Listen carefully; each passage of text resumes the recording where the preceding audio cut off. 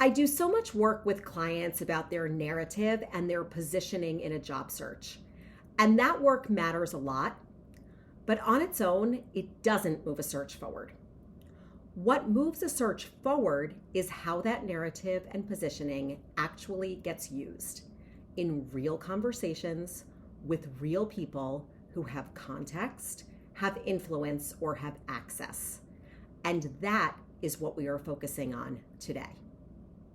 I want to start by grounding us in a reality of this 2026 job market, because that's important, and I want you to know that I empathize with that if you're looking for a job right now. Remember that networking doesn't fail because people don't reach out, although certainly if you don't reach out, it won't work. But it fails because most outreach doesn't give the other person anything useful to do. People say things like, I wanted to reconnect, or I'm exploring what's next, or my personal least favorite, I'd love to pick your brain. Those messages aren't wrong, and they may be honest, but they're incomplete. They put all the work on the other person to figure out why the conversation matters and how they're supposed to help. And in a busy, cautious market like this one, that's where things usually stall. You don't want to put the work on the other person. Effective networking works differently. It's making it easy. It's not about volume, it's not about perfect scripts, and it's definitely not about asking for jobs. It's about making the conversation obvious for the other person to place and easy and accessible for them to respond to. That happens when three things are clear. First, why this conversation makes sense now, because timing matters. Reaching out just because is very different from reaching out with a specific reason. Second, what you're orienting toward professionally. Not your entire background, not your resume, but the direction of work you're focused on and the problems you're interested in solving for other parties. And third, what kind of engagement you're actually inviting.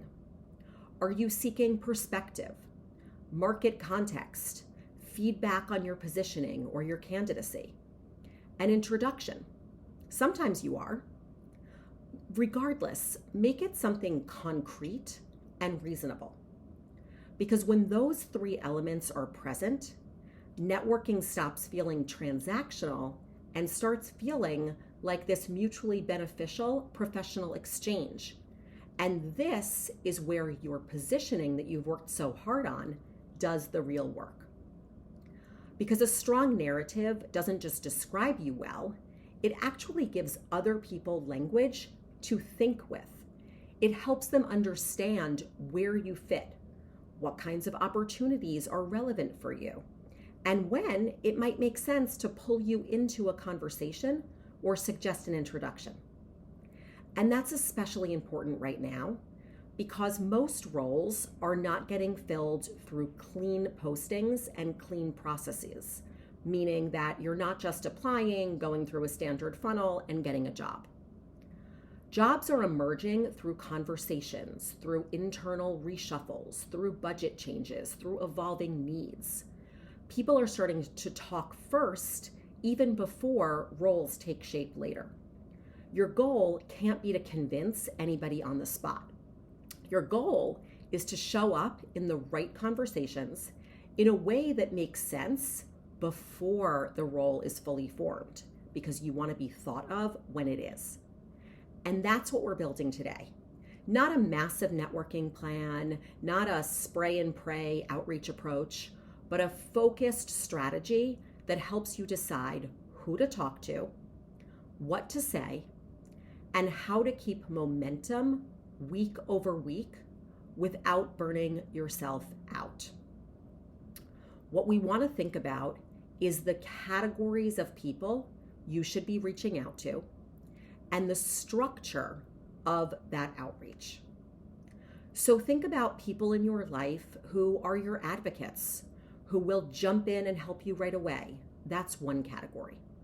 Another are people who you know a little bit and they may do some light lifting for you, like letting you know about opportunities they hear of. And then a third is people who may not know about the right roles, let alone be able to hire you, but they're connectors. Maybe they are investors, consultants, journalists, an old professor, anybody who has relationships and is able to put you on the radar screens of other people as well. And when you think about the outreach that you're doing to them, you want to start out by making it clear, why are you reaching out now? And what are you looking for? Again, it might be that you want their feedback on the market right now. It may be that you're looking for a specific introduction. It may be that you're looking for a general type of introduction. It may be that you see their company as hiring and you want to position yourself as a candidate for a particular role. Then you want to share the nuts and bolts of your narrative, of your positioning, who you are and the value that you bring or the problems that you uniquely are able to solve. And then you want to wrap up by offering to help them, ideally in some kind of a specific way, but it can be more general. Just make sure that you have an ask that's easy for them to respond to and that they know where to place you. Keep in mind that effective networking is not about saying everything. It's about choosing the right people and giving them a clear, reasonable way to engage. And it doesn't mean that you need to ask for a lot of their time. You may just be asking for them to keep an eye out for you, or to respond to something via email, or connect you with somebody else over email. So really think about how much time do you want to put in to each of these points of outreach, and how much time is realistic for you to be seeking based on the relationship that you have with each of these people.